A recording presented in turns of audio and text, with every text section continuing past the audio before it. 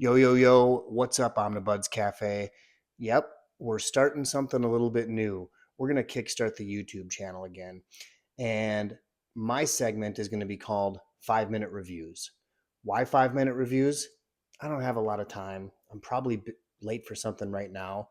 And I actually prefer shorter content. So I'm going to review books from my collection back here, new and old, in under 5 minutes. The first book of this series is going to be We Stand on Guard by Brian K. Vaughan. We Stand on Guard came out in 2015 by Image Comics, and it's written again by Brian K. Vaughan, who you know from Saga and who I love from one of my favorite stories, Why the Last Man. It's illustrated by Steve Scroce. I don't know if I'm saying that right. But yeah, let's grab a cup of coffee and check out this book.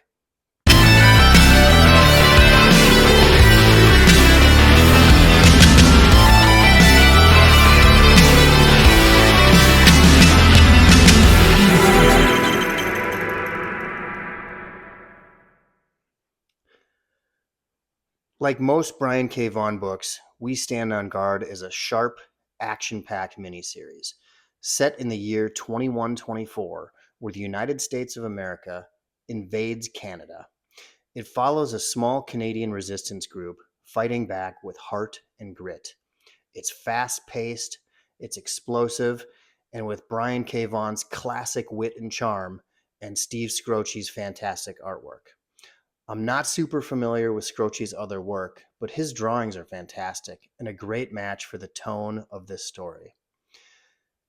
This book is only 6 issues long, and man, I wish it would have been fleshed out a little bit more. Maybe a 12-issue miniseries.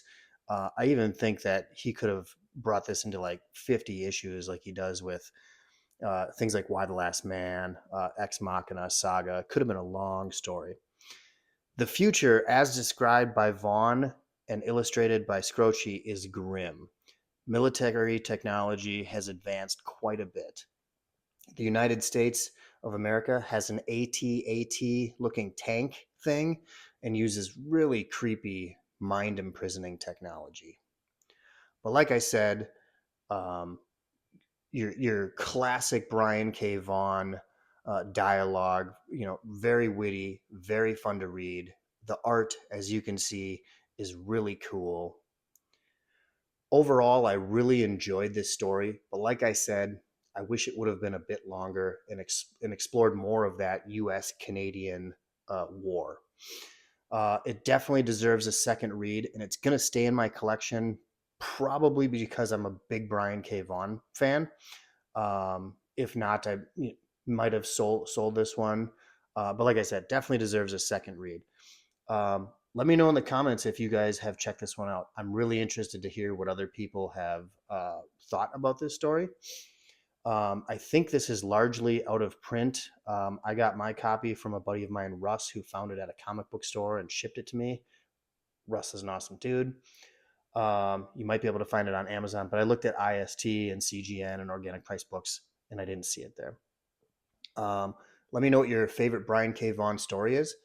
And don't forget to check out Organic Price Books, friend of the cafe, and make sure you use our discount code Omnibuds for Life. Will save you $2 off at checkout. And Omnibuds for Life, ship it together, will save you 5% off if you order 4 or more books and opt to ship them all at the same time. This was my first YouTube video. Let me know how I did. I feel stupid holding this dumb microphone. I'm not sure if the light is really good. Let me know how we did. I'll see you next time on 5 Minute Reviews. Thanks.